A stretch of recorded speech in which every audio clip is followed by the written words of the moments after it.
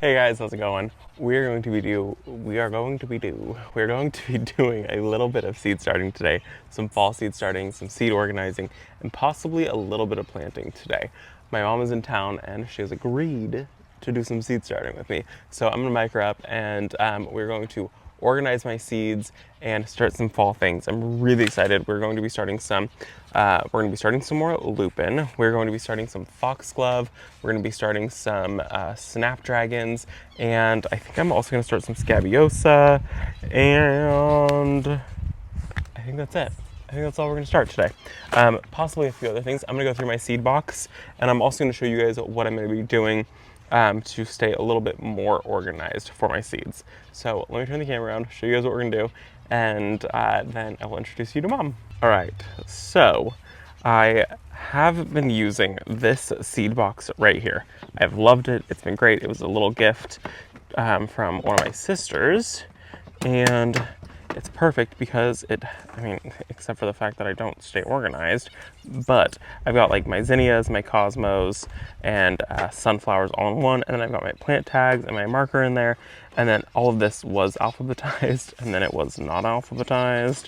So what I need to do is I need to find a better system, which I have found. I'm going to use this right here. I got this off of Amazon. Fabulous find. I already did my vegetables. Now I need to do my flowers. So this is a photo storage box, and what I'm going to do is I'm going to come through, and each one of these little containers in here is going to have different varieties of seeds, and then this is going to be my overflow box because I already have a ton of them. I think I'm probably going to have to order another one or two of those, but my plan is like this will be things like I have a ton of seeds that won't fit in there, so like this will be cosmos and zinnias and sunflowers because I have a ton of those, and those probably won't fit in one of those boxes in there. So anything that I have bulk of will stay in here, and then things that I have just a couple of are going to go into these containers.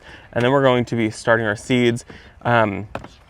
Recently I started using these 4 cells from Bootstrap, and I've actually really liked these a lot. They sent them out not too long ago, and so these have been really, really nice. They're made in the USA, Bootstrap Farmer. Where's the logo? There it is. There's the logo. We're going to be starting the pink trays and the purple trays today because that's what I was easily able to have Brent grab for me. And then I'm just going to go in with some Happy Frog potting soil and my Bootstrap, I cannot speak today, and I did have coffee. My Bootstrap trays. And then these are all just going to stay in their trays, and they're going to stay outside. I'm not going to do them under grow lights. I'm just going to leave them in the cut flower garden because that's where I want them eventually. So I currently have a few things over there, and my thought is they'll be hardened off, they'll be ready to go. I just have such better luck growing in seed trays rather than starting seeds in ground. I don't know why, so I just don't do it. Everyone, this is my mom. This is Katie, or Kate, or Mom. I always just call her Mom. And she's going to help me do some seed starting today. She's going to do the purple tray, I'm going to do the pink tray. And we're just going to get things planted. So the menagerie of things is lupin, delphinium, snapdragons, foxgloves, a little bit of scabiosa, and then whatever else we find in this box. And then after that, we're going to go ahead and organize my seeds. And then I think I'm going to go do a little bit of planting. So Mom agreed to be on one video and agreed to be on the seed starting video. And I get the scabiosa. And Mom gets the scabiosa. She's been here and she has been cooking for us nonstop. She made an apple pie. She's made some like homemade pesto, and we did pesto chicken, and we've done pasta salad, and we did like a steak salad one night, and all the hard work of Brent and I being on a diet has gone out the window, just so you know. I ruined it. It wasn't hard. I asked for every single one of those things. So you can blame it all on me. I'm gonna blame it all on you. You take which ones you want to start. I get scabiosa. Few. Does it matter which color? I want to do this peach color right here. The Foxglove? foxglove, yeah. Yeah. You take whatever ones you want. I do want to start 8 of each color of the foxglove. Okay. And then like the scabiosa we'll just do like 4 of. Okay, so you can have this one. Okay. And you can have the lupin. I will take the delphinium. And you can have this. Do you remember where I got that? Where did we see the brooms at? In Texas at the Heritage Yeah. Homestead. Yeah. Yeah. Did you grow this yet? I grew a whole bunch of them, yeah. Have you made a broom? I had not enough to make a broom. This is a broom corn. We're not going to be starting this. I actually had one popping up this year, and then we built the trellis that's over there, and I had to pull it because it was right in the way. Snapdragons. I should do 8 of those, huh? Yeah. Lupin. I think I'm just going to do 4 lupin. What do you have? Scabiosa? Let's do 4 scabiosa. Okay. What is this one? Delphinium. Yes. Let's do 4 delphinium. Okay. So we got to find more things to grow. Shoot. Okay, I need something. So I have some salmon color, white, and a purple color. How about something pinkish? How about some larkspur? That's going to be tall. Okay. Because a lot of this is going to be for the cut flower garden. What about status? Ooh, yeah. Status is always good in cut flowers. Let me make sure I even have some more status. Yes, status. I love status. Did you know Nina hates status? I know, because she worked at a florist shop. I know. Do you want anything that's going to be like a greenery for your... Yeah, but it's hard to think of greenery that's going to grow... Without flowers. Well, that's going to grow in the winter time, too. Oh. What color snapdragons am I growing? Salmon. Salmon. What if I did also a white one? This is ivory, so I'll do a white Yeah. one. Do you have a blue or purple status? Or a pink status? Because this one's white. I don't. It's actually like a bluish white color. It's Okay. really pretty. Poppies. I need to grow poppies. So this is the poppy I want to grow. Oh, that's really pretty. Isn't that gorgeous? Last year, all of my poppies just got decimated. I planted them out. Or this year, I they know, got I saw the end of them, remember? They just came off. no. They got birds pulled them out of the can have ground. that. And then what if I did these 2 poppies also? I want this one. Okay. So mom's gonna do black peony. I'm gonna do swan's down. And then I think I'm also gonna do lilac palm. I think that's good. Since you have better handwriting, will you write the tags? So, Mom, did you ever think that I was gonna become a gardener? Well, I knew you weren't going to be a chef. Okay, that was uncalled for.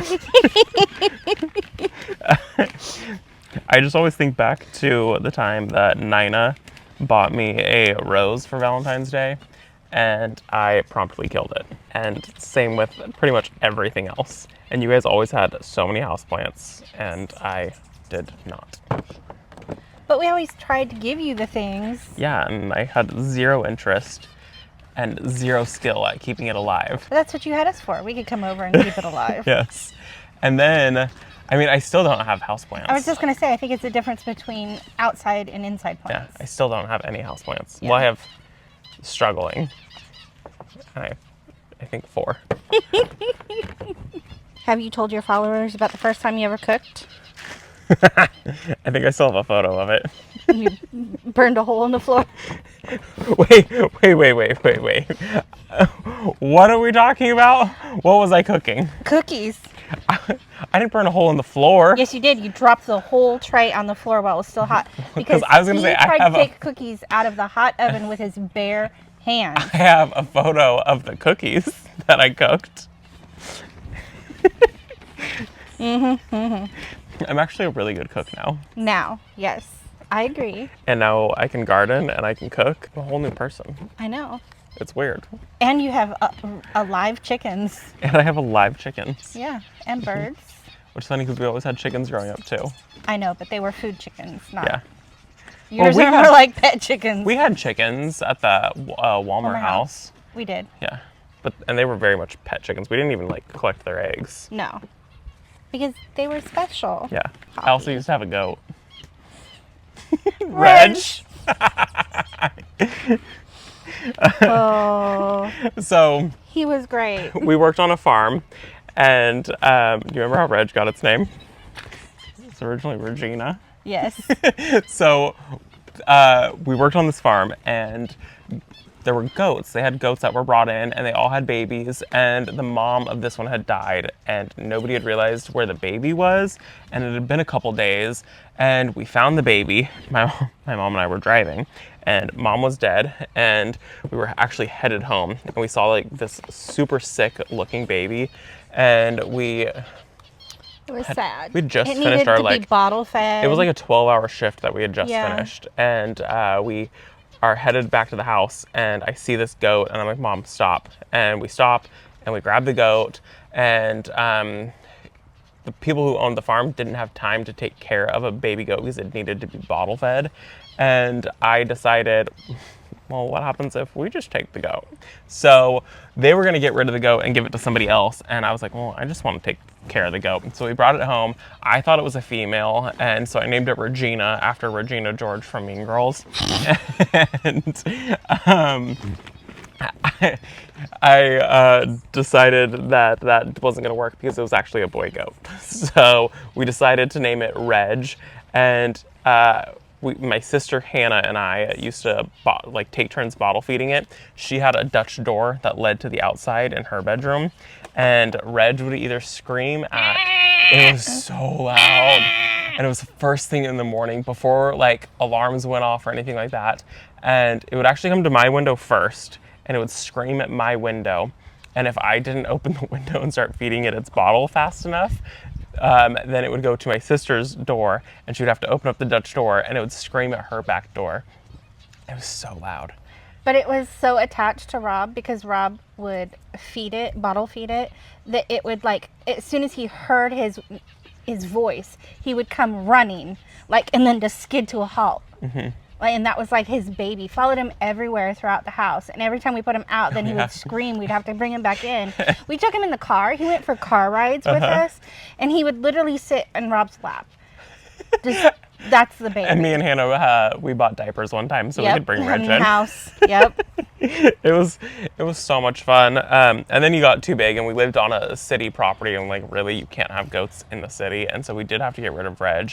And well, we didn't get rid of it. We gave him to another person who had animals. Yeah. So we had to get rid of poor Reg. Horrible. I know. It's like we offed Reg. I know.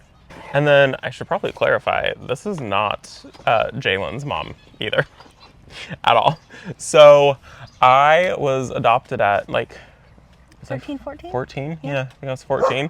So I was adopted at like 14 and went to live with, this is actually one of my best friends growing up. It is her sister. And so my friend Cherish, that I've known literally since Cherish was born, she used to be my next door neighbor. This is her sister. And I was kind of like couch surfing at the time when I was like 13 and staying with different friends. And you guys had just moved into this house, and she was like, an extra room. And she was like, we have an extra room. If you want to stay here, you are more than welcome to. And it was like 45 minutes away from the town that I grew up in Paradise. And I was like, well, might as well. So I moved in there, and I ended up going to a private charter school. And it was a homeschool type system. And my grades went from like F's and D's to like becoming a straight A student all of a sudden. And well, that was the condition. Yeah. Go to school, be good, rules, house rules, that type of thing. So it wasn't just like on your own, do whatever you want. No. And contribute. Yeah. And then I started working at the farm kind of by accident. It was holiday season. Right. And we needed help with 4-H kids. It was 4-H it was 4-H and helping you do some of the like prep cooking stuff, and I just kind of like showed up and started helping her, and I worked on the farm for a couple years. Yeah, with you. 3 years, and eventually I ended up just kind of becoming like a farm hand and like taking care of Josh, and I would like take care of the cows and take care of the chickens, and it was all the show chickens. Or help out when other things needed to happen. Right, we would go on the road and go to multiple fairs and markets, and like we had sheep, and we would go to like fiber festivals, things like Those that. are always so much fun. Yeah, we did a lot of that was a lot of work. It was a lot of travel. Yeah. And everything that they cooked on the farm had to be like all organic and made from scratch. And my mom was the cook on the farm, and For the whole farm and the entire staff. And so anytime that they traveled, Mom had to pre-prep everything for them to be able to take, because they weren't going to stop at fast food or stop at the grocery store. So Mom made meals that were like, all they had to do was heat them up or just do a few minor things while they were on the show. Or were handheld so that people could still work and eat, go at the same time. And there was many people that were traveling with us when we would travel. And animals. And many, many animals. They had Shetland sheep, so they were small-sized sheep, but they were like, I don't know. They were not like you would consider a farm animal. They were more like pets. They were definitely pets. Yes. All of the animals that they had were pets. Like even the rams, you could go in and just like hug on a ram and they would just love it. Which is weird. You shouldn't be able to hug on a ram. Remember that one, Blackie? Yes. He was so sweet. There were some really, really good animals on that farm. Yeah. Blackie was a black ram, but he also had black horns, so he was intimidating looking because he was. Black animals tend to be, people vie away from them because they think that they're aggressive or mean. But all he wanted was to be loved. He was like the sweetest one. That's all but he was all. And he was a ram. Yes. Which is very weird. But he was really sweet. The state fair, and that was so hot. Remember? I didn't go to the state fair. The state fair in Sacramento is in what, August? Yeah. So hot. Miserable. We had fans going all over the place. Mom, calm down. Throwing dirt. Yeah. Okay, this is Ivory. Pretty much all of us worked on that farm. Yeah. I worked on it. My sister Nina, she also worked on the farm, and she was the one who was super into fiber, so she did a lot of the sheep stuff. And photography. And photography. She was into photography at the time. And she also was she did livestock gardening 4-H. and dogs. Yeah. And so she worked on the farm very part-time. I was there pretty much full-time. I was there pretty much every day, and every hour that you were there, we would just drive together. And then my sister Hannah, she would come in the holidays and she did all the gift wrapping. Or when we had an event and I needed help in the kitchen, she would be my prep chef. Well, and that's how I started out, I was supposed to be helping you with all the prep. And the lady But then they wanted to use your muscles. The lady that owned the farm was like, hey, can you go do this? And it just like slowly evolved into other things. I mean, that's how you got your position. Yeah. You were hired to do bookkeeping, right? Yeah. And then you became the cook. Yeah. Because they realized she could cook. So. Well, and I think that it was one of the days I came in early because we would come in like crack of dawn. Yeah. And I realized that one of the sheep had gone into labor and and I pulled up, got out, went up, made sure everybody was fed, got her into a pen and got her settled. And then they saw my car, so they came looking for me, and they saw that I was in the pen, and I think that's when they realized, oh, she knows animals. And so then it just kind of like spread from there. Well, and it had also been. This is yours. Oh, thanks. Uh-huh. Yeah. Like during lambing season. Yeah. We were there 24/7. We would just rotate. I slept at the farm so many different times up in the upper bedroom. I know. Because somebody always had to be there. The lady who owned the farm, she was the one who would help when we were on the farm. The lady who owned it had to be on call like 24/7 because she would run out if there was ever an emergency with one of the lambs and like help with like breaching and all of that. And she always had to have an assistant with her. And so usually it would be like me or mom or one of the other ladies that also lived kind of on the farm. There was like 4 houses on the farm that farm hands lived on. Yeah, but then they also had like the camp where there were some farm hands who were like seasonal, so they would bring their trailers in. Yeah. It was a lot of fun. Okay, that's all my tags. Okay. And I think the only thing that you have to surface sow is the poppies. Okay, so just the poppies. Sure you don't want to turn them around? No, it's this one right here. Okay. You're a better person than I am. So just Yeah. like my sound effects. I love it. How many do you think? Well, they're so tiny. I know, that's why but how many will actually grow, do you think? These are probably 3-year-old seeds, so I'd probably put like 5 seeds per. Make sure this is not... glasses required. Right. Make sure I don't lose it. Oh, and your foxglove don't cover also surface sow.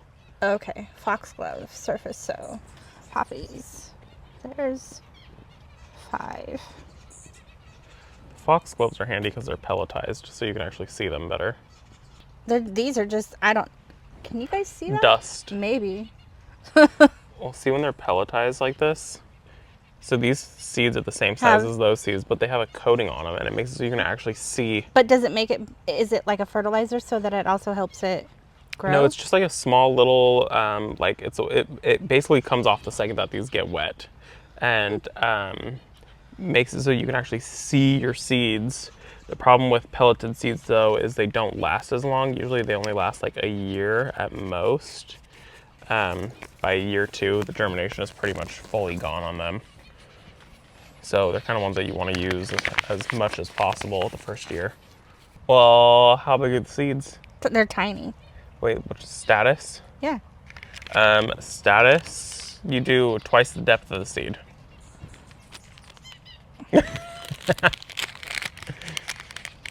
So however big the seed is, you go, oh, that's twice as deep. It's minuscule. Minuscule.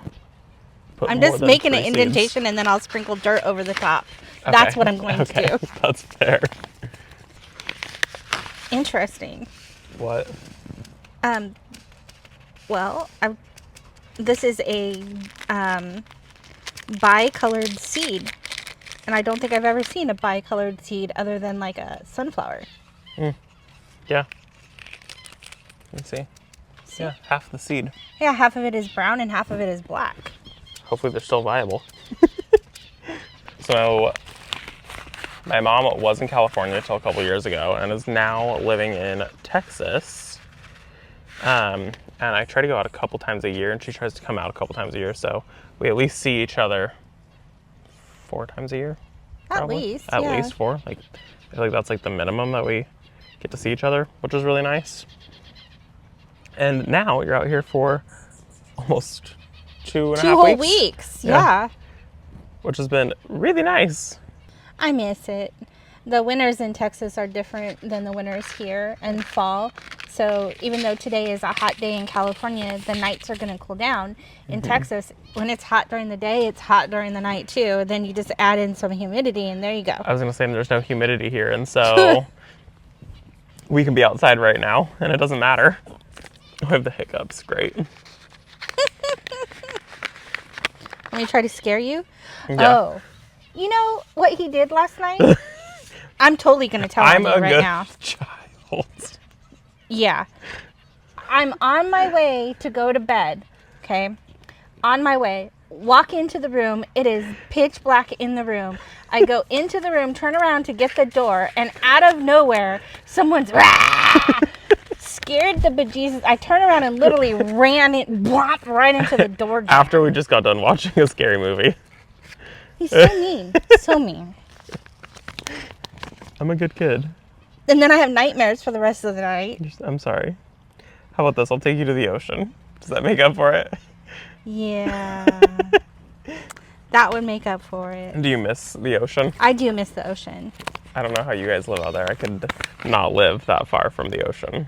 Well, I could go to the ocean, but if you've ever seen pictures of the ocean in Isn't it brown? Texas, Yeah. No, thank you. it's not the same. It's not the same. Even the rivers are brown. Like, Well, and not- you guys have water moccasins out there. yeah, pretty much. You know the saying, everything is bigger in Texas? That is true of the bugs and the things that'll try to kill you as well. Yeah, no, I'll pass on that. But the people are super, super friendly and nice. Yeah. I do have to say, when we went out there, people were Yeah. really, really nice. And I do appreciate when you are like in the back roads, how people like pull off the road. If If you want to pass if you want to pass them, for speeding drivers. that's crazy. I would never. But like in California, like there could be somebody who's going 15 under the speed limit and they will not pull off the road, versus in Texas, you'll be on these back roads and there's one car coming up to somebody and they pull off the road and you just pass them. And I had never seen that before. The first time it actually scared me.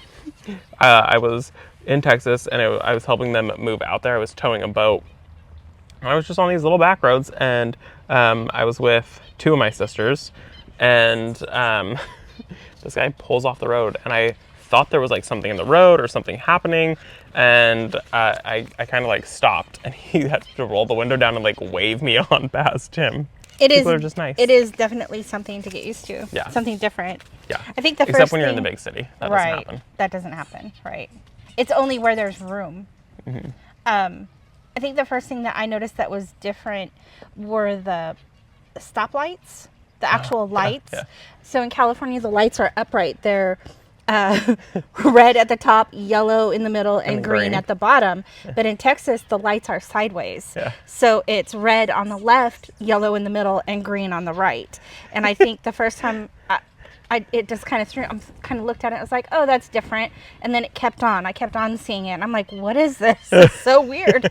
But I think it's because of the amount of trucks that come through and the height. It takes away the height, but also the wind.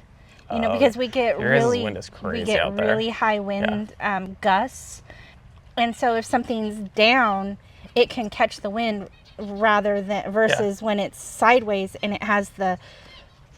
And we don't get windy like that. Right. We get like gusts that are like maybe 30 miles an hour. True. So, and that's like a very windy day for us. I don't know if Texas wasn't so humid, I would probably end up moving to Texas. But I can't handle the humidity. Also, I need to be. This is the farthest away from the ocean I think I could ever be. Well, it's just different. When we say the ocean, we're in Northern California, so the coastline in Northern California is different than the coastline in Southern California. Very different. So you have black beaches from the volcanic I love the rock. black beaches here. Right, and the beaches are not really sandy beaches. They're more. It's rocks that have been like pummeled into teeny tiny bits that are almost sand. Right, almost. Give it another 100 years. Right, but there's lots of like rocky outcroppings. It's not just smooth sand where It's not like when you think of like San Diego. Right. Yeah. Or Los Angeles, Yeah, no. you know. I love the beaches here though. Yeah. I prefer the Northern California ones. Well, and it's so neat because we get really cool tide pools. So when the tide goes out, you can go just explore and you're finding, you know, creatures and sea plants and. Which we're going to head to the ocean. I don't think it's going to be in a video, but we are going to head to the ocean, so we're going to go probably check out some tide pools while we're there. You remember that teeny tiny starfish you found last time? It was like so this tiny. big. It was so tiny. I love the ocean. We found it. We didn't touch it. No, it was tiny. You're not supposed to remove sea creatures from the sea, and so many people do it, and I just look at that going. Well, or they go to Glass Beach, and they take all the glass. Right. That one's kind of a bummer. Scabios. Are you done already? I'm sitting over here chatting away. Okay. Look at these seeds. I know. They, if you get a piece that, not those ones, but some of the other ones, Whoop. They look like little noses. Hold that. I caught it. There's another scabious that looks like a nose and it has like nose hair. It's really funny. These are bigger seeds, so I can plant further down. One knuckle. Yeah. But do you want me to do I a would few? probably do 2 seeds per. Okay. Yeah. Okay, so this is my. This is the mixed Fama large- White. Right. And I'm so excited about the Fama White. I grow a lot of the traditional Scabiosa. I grew last year the pink one, which was so gorgeous. That was probably my favorite. And then the black one called Black Knight, and it was just stunning. This one is Fama, and they're a little bit bigger of a bloom, and then they're flat, and then they have these like blooms on the outside of it, like a disc almost. So I've really wanted to grow the Fama series, or the Fama series, for the last like 2 years. Just every time I go to order the seeds, it's always sold out. So I made sure this year to order them early. Well, if they don't grow, don't blame me. Who else would I blame? Me Is for that getting why to you're water letting them? me plant them? Yeah, Right? That's why nothing ever grew in your house. No, that's exactly it. That's why Brent sets up timers for all your sprinklers. You're just going to have to set up a timer for this one. Well, I wouldn't. This seed I doesn't don't water look good. anything. Compared to the rest. It should be viable. I can see the inside. I'll just try it. It's right there. You didn't even put it in the hole. So, I'm going to organize seeds while you work on that. I picked this thing That's up a from good Amazon. seed box. It's a great seed box. That is. So I did my vegetables already in one of them. It's a photo storage box. Is it really? So these are for your photos. It actually fits your seeds absolutely perfectly. So that's what we're going to do is we're going to be using these 4x8 photo boxes. I think I'm still going to leave cosmos and zinnias and sunflowers in this box, but everything else I would like to start getting in here organized. I picked this up from Amazon. I will put a link in this down below. They are a little bit pricey. Someone said that if you can find them locally, they're usually a little bit cheaper. I looked last year and I couldn't find them locally, so I just ordered it off of Amazon. And honestly, just having the vegetable section organized has been so nice. And I think on the vegetables, I counted like each one of these can hold like, I think it was like 12 seed packets or something like that. So that was pretty nice. Okay, well, the camera died halfway through that and we didn't realize it.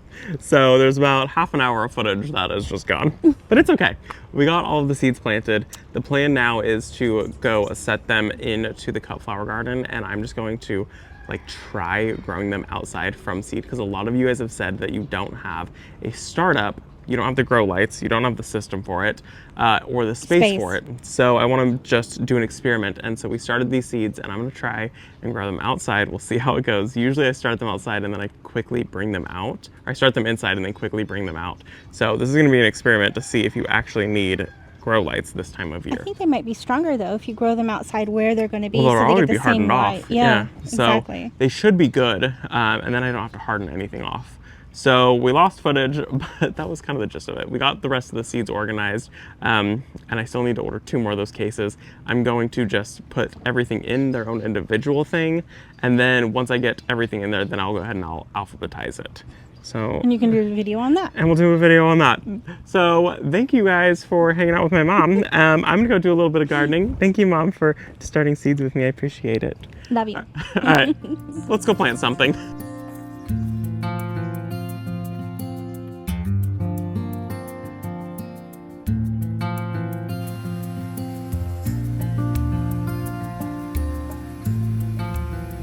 So the plan now is to plant a couple of these hostas. I have 6 of them.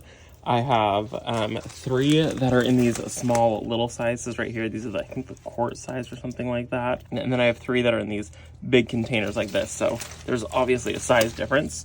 And you can see even the leaves are different. So like the smaller leaves versus, some bigger leaves. These ones did get a little sun scorched. I didn't realize that this area right here was getting so much sun midday. And so what we've gone ahead and done is we threw up an umbrella because these heucheras were drying out really fast and the hostas started to burn. They didn't look like that a couple days ago. So we threw the umbrella up and I decided let's just get these planted. I'm gonna just plant these 3 big guys right here, and then these 3 smaller ones are gonna go for a different project. I have 6 of them in total. So this is the Shadowland called Diamond Lake, and it did get Hosta of the Year in 2022. So it's a really good hosta. This is one that I kind of wanted to have on the property. I've been kind of eyeing this one for a little bit. And it's hardying zones 3 through 9. It gets about 4 to 4.5 feet wide and about 2 to 2.5 feet tall. So it's a pretty good size hosta. It's gonna, fill out a good area. So my thought was I'll just take these 3, and these are gonna go over by the lion fountain because it's midday right now. And so we'll be able to see midday how much sun it's getting. I don't think that area that I'm going to plant them really gets any sun really at all. So I've got a couple things that might need to come out. So I just thought these 3 might be perfect. And then these 3 smaller ones are going to go for a different project where all of these are going to go. So the lighting here is kind of weird. You can see this is full sun, and then this is shade. This is going to be full sun here pretty soon. But then this is like dappled light, and back here is shade. So I have this lemon cypress not thriving here. Might need to get pulled. I think it would just be best if it did get pulled because it's not getting enough sun. And then I have this grass here that has been here for 2 years, and this is usually what it does. This is usually how it looks, and it should be taller than the fence. So it's not. So I think today's plan is to just pull this, and I'm gonna put the 3 hostas right here. So it's dappled sunlight. They should be okay. They should be able to handle it. I was thinking of putting them over here. I've kind of decided against that. I think over there might be best, and it'll be kind of a bigger impact over there anyways. So I also thought I could go over there. I feel like this is probably deeper shade and might be better, but I could just do like 1 there and then 1 over there and maybe 1 in there. That might be good because that's pretty good shade. That's deep shade. let's do that. So it's 1, 2, 3. So they're all in the same bed, but spread out a little bit further because they do get quite large. And you can see I've got a hosta there that I think that it doesn't get burned. I think like the water splashing from the fountain here like scorches this edge, but I think that's what it is the water. I don't think it's from the sun, because you can see this half of it that's further away from the fountain. It looks a lot better.